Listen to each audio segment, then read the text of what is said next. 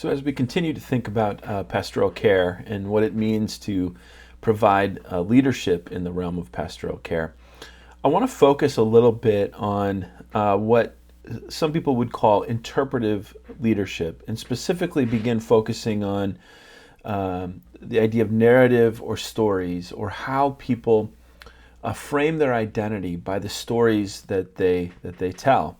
So as we think about interpretive leadership, what we're saying is that pastoral work is about listening to the stories of the people to whom you're ministering, and interpreting those stories.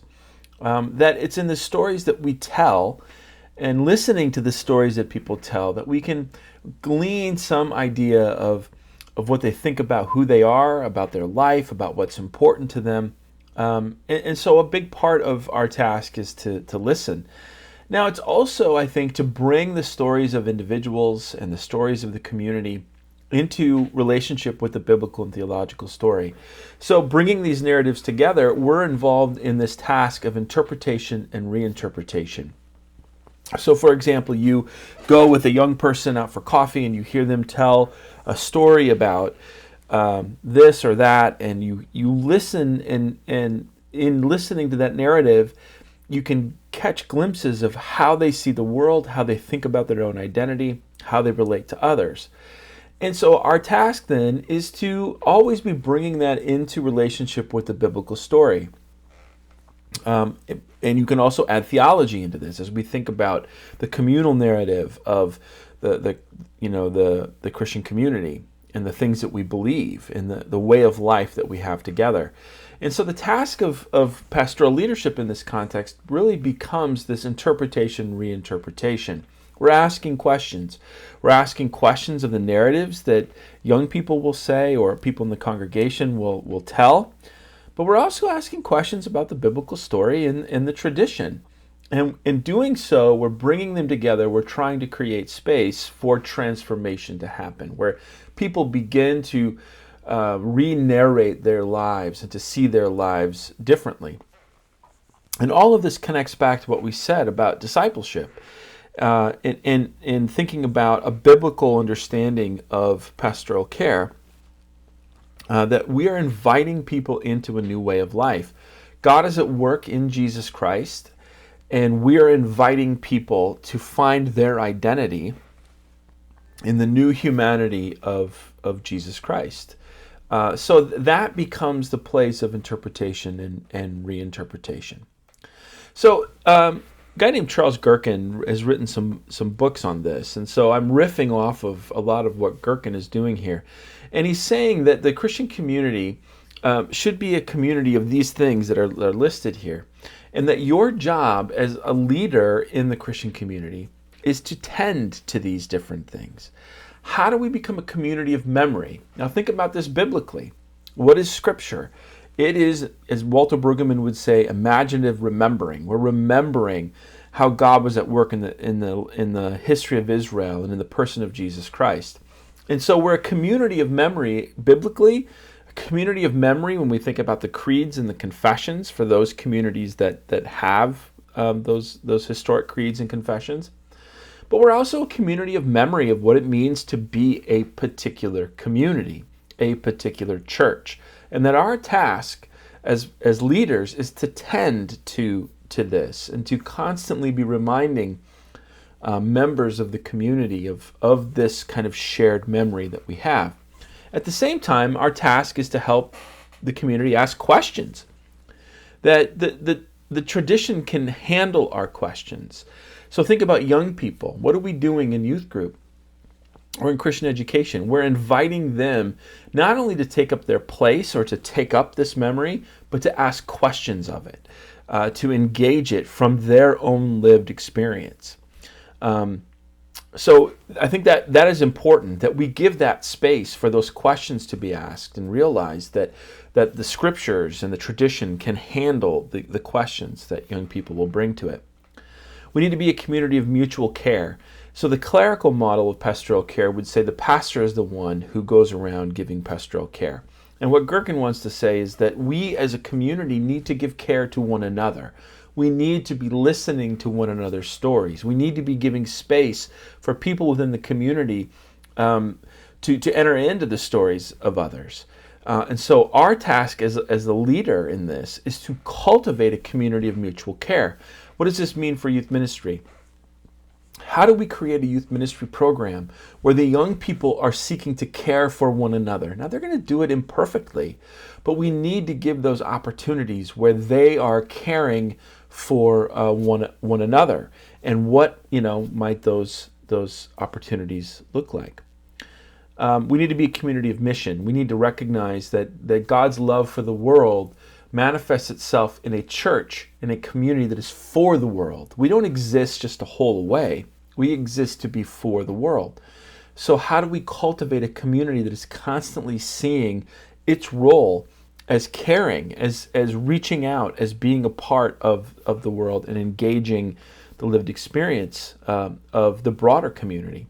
And so our pastoral work is constantly interpretation and reinterpretation, kind of moving between these different facets of the community and helping kind of narrate and re-narrate the lived experience of members of the community. And so, again, what this means for you as a youth pastor or a Christian ed person or whatever is that you become this interpretive guide. And one way to think about this is to recognize how you stand between. So if you remember in the last video we ended, we talked about being a pastoral leader or being a minister is to live the in-between. And you now, as a youth pastor, you take up that role by standing between the youth and the congregation and bridging that gap. How do you help young people take up their place in the congregation, and how do you help the congregation understand the lived experience of young people? And then how do we stand between the young people and their cultural experience?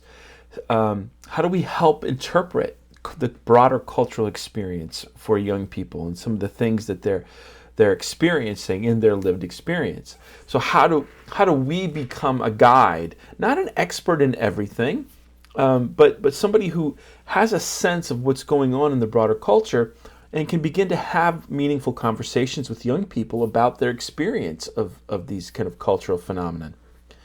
And then how do we help the congregation better understand the culture of young people? How do we help them see what's going on and what their lived experience is? So again, we stand in between, constantly interpreting and doing all of this in the context of the gospel, so that our task as we stand between these different communities is to constantly be inviting the biblical narrative and the biblical story and our tradition to bear on these relationships.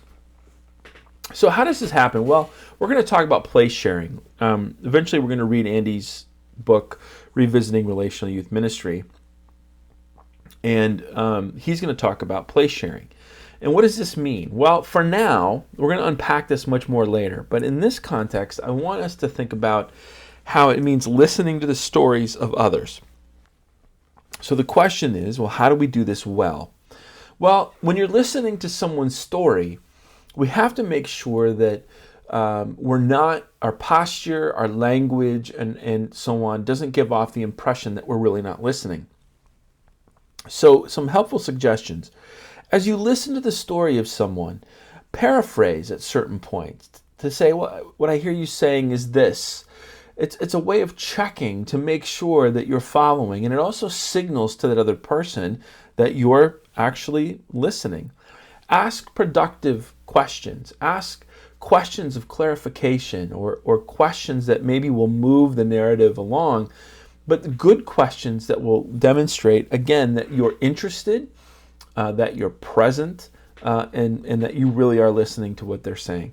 Perception check might be similar to paraphrasing, where you're just stopping and you're saying, wait a minute, let me, am I understanding this rightly? And in doing so, you're giving the opportunity for clarification so that if you're not understanding, they can help you better understand. But it also gives off the signal that you are indeed listening to this person. And then avoid inappropriate questions. And These are questions that have nothing to do with the narrative. Maybe they're gossipy questions. Um, Maybe there are questions that would give off the impression that you're really not taking the narrative seriously.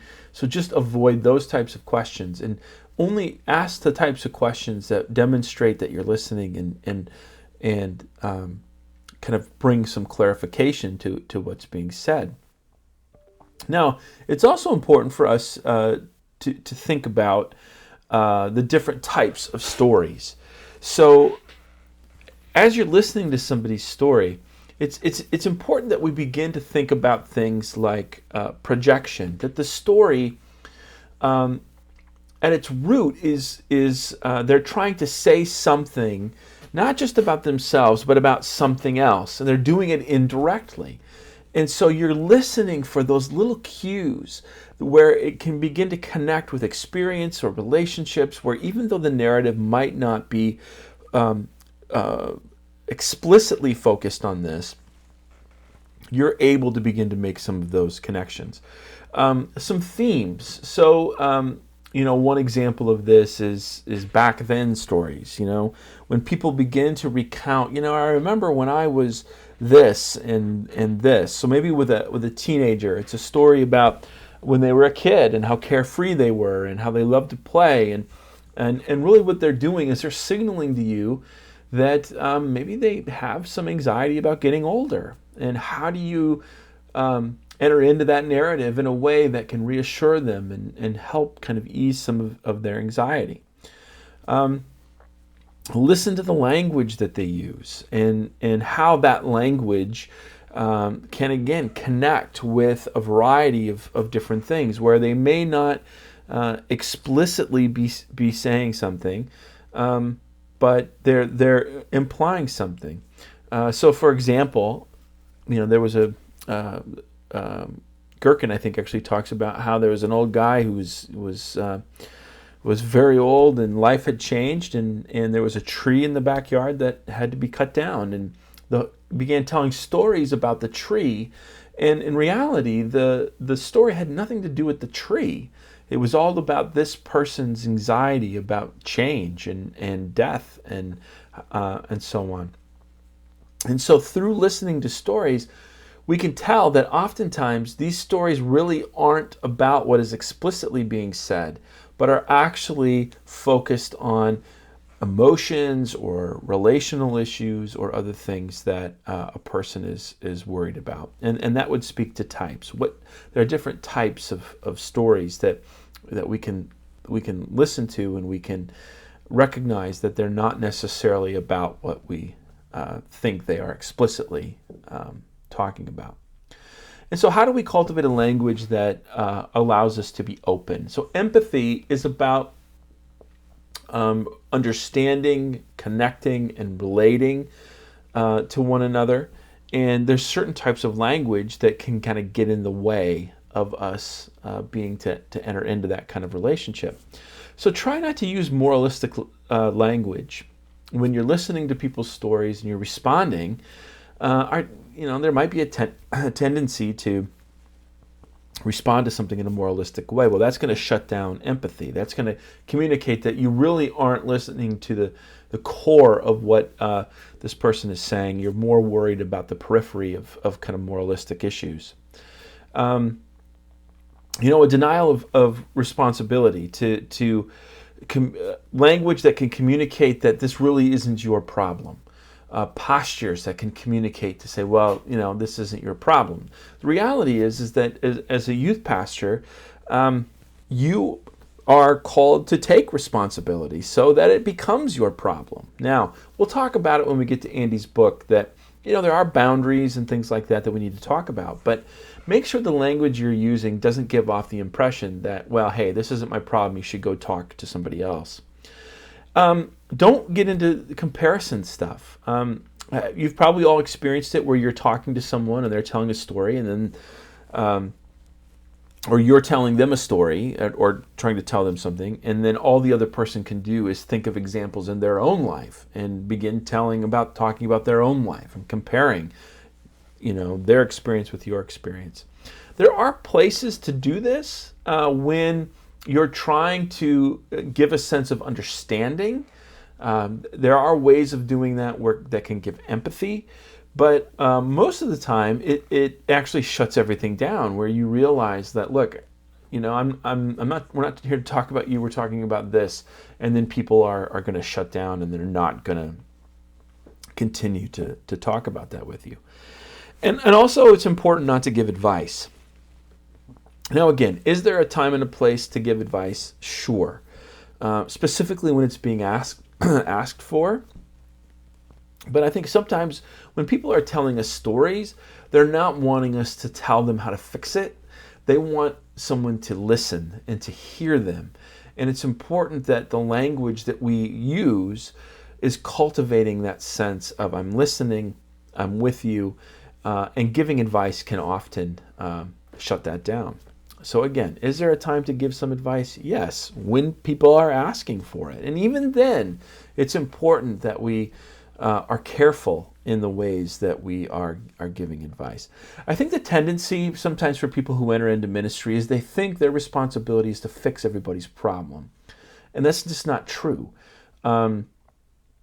Your task is to help guide people in some sense so they can come to their own realizations and that they can find different ways forward and re-narrate their lives. And sometimes it means we got to give some advice, and sometimes it means we have to state some hard truths. But most of the time it means that we're listening and we're helping them think through their own story and their own narrative and raising issues that maybe they haven't thought of, but we're not necessarily giving them advice. So one of the things that I think can be helpful is thinking about the field of narrative therapy. Now, this is not at all a definitive discussion of narrative therapy. There is a field called narrative therapy that is a form of counseling that you can be a part of. But I think there's some helpful things, just some little tidbits that as we think about our role in leadership in pastoral care and ministry, that I think can be helpful. So I want to talk just a little bit about those. Narrative therapy speaks to how we story our lives. We recognize that it's in telling stories that we make meaning. So if I ask, hey, who are you? If you meet somebody, you usually get a little narrative of, hey, this is who I am, this is where I'm from. And when you're really trying to get to know somebody, you do so in the context of storytelling, because it's how we make meaning of our lives. And what narrative therapy wants us to recognize is that oftentimes we inscribe labels and classifications and norms of contemporary society into ourselves. And we assume that these labels and classifications and these norms are the objective truth about our identity, when in fact they're not, and they are narratives that we have simply inscribed. So what does it mean to inscribe? We take that story into ourselves. So, for example, you can find that sometimes the people who defend patriarchy the most can be women, where they have inscribed the patriarchal narrative, and so they begin to speak that patriarchal narrative. I remember one time a woman, an older wise woman, was complaining about all these other women who are just power hungry, and it took me back a little bit because that's a patriarchal narrative, and it came from a woman who has inscribed the patriarchal perspective. And so what narrative therapy wants to do is it's going to want to help us recognize how these labels and classifications and even norms that we inscribe are not the objective truth about reality. And so what we're doing in narrative therapy is actually naming that discourse or norm so we can begin to re-story. The word that gets used is externalize. We internalize these things. And so as we think about our contemporary, culture, whether it be competition, whether it be about, the capitalist narrative of making money or our jobs or whatever, we inscribe these things to say this is what it means to be a person and this is who I am. And we think that objectively, the objective reality about your own identity. And narrative therapy wants to externalize them, to say, while these are stories that we've taken on, they are not an objective part of who we are. And so we have the power to re-narrate. We have the power to re-story. And so narrative therapy is about that kind of re-narrating our life and trying to then cultivate kind of a new reality. And I hope you would see the connection here with the gospel. The gospel is a narrative. It is a way of life that we're being called into. And it wants to re-story and re-narrate our life according to the death and resurrection of Jesus Christ and the redemptive power of God and the transformation that God wants to bring into our lives. So as we think about youth ministry, think about the ways in which we're being called to help young people externalize these narratives they've internalized, and to say, this is not you. And so therefore we need to externalize this and then help them narrate their life according to the gospel. So here are some of the impulses of narrative therapy. This is just kind of an FYI. You see, if I go around at the top, the therapist is influential but decentered. It's not about giving advice or telling people what to do. It's about tending to the narrative. A person is separate from the problem. That's the externalization. All problems have exceptions. Are there ways for us to kind of re-narrate the problem? The opposite of the problem is preferred. So what kind of narrative, how can we re-narrate what's going on? And then how do we take that preferred story and weave it into our identity? The impact of relationships explored, the deconstruct societal norms. That's the idea that these things get internalized and we need to externalize them. And then personal decision-making supported. So the emphasis is on agency, giving people the power to re-narrate their own lives. So the whole focus is to tell a new story. And so narrative therapy will talk about mapping the problem, right? So we listen to this story. We listen to how they're narrating it. Suggest ways of seeing the problem. So our task is to help them recall facts that actually contradict the dominant narrative, the way that they're telling the story. So if a person is trying to say that, they're a failure because they lost their job, they've internalized that. Maybe what we need to do is help them recognize, well, what are the reasons why? Maybe your job went away because the economy is bad, or maybe it's opened up new possibilities. What are facts we can provide for them that will contradict that dominant narrative that these people have internalized? And then we can help them imagine a different response. So you narrate the world in a particular way and you get caught within that cycle of narration, and our task is to help them try to see it differently. So we're inviting them to tell a new story, to give kind of new meaning to their life, new meaning to an event. So there's a certain thing that happens, good or bad. In this case, we'll say maybe it was a negative experience. There are ways of narrating that. And again, there's an objective reality that this thing happened, but we all narrate our experience of that objective reality. And so how do we begin to help people tell new stories and give new meaning? And then help them perform the new meaning. So it has to be something that is reinforced through actions.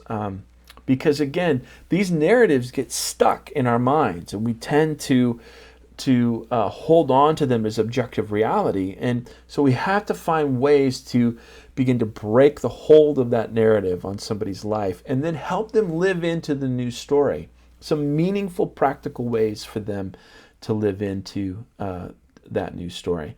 And then constantly inviting them to refuse to cooperate with the problem. Oftentimes you can get into a cycle where you have a relationship or you have an event or you have something that is a problem, and then you're cooperating with it by constantly falling into this cycle of engagement and so on. How do we help people disengage, to step outside and refuse to cooperate, and again begin to re-narrate and tell a different story? And then again, we have to develop counter practices. So to reinforce the story, we're asking them to enter into a different way of life.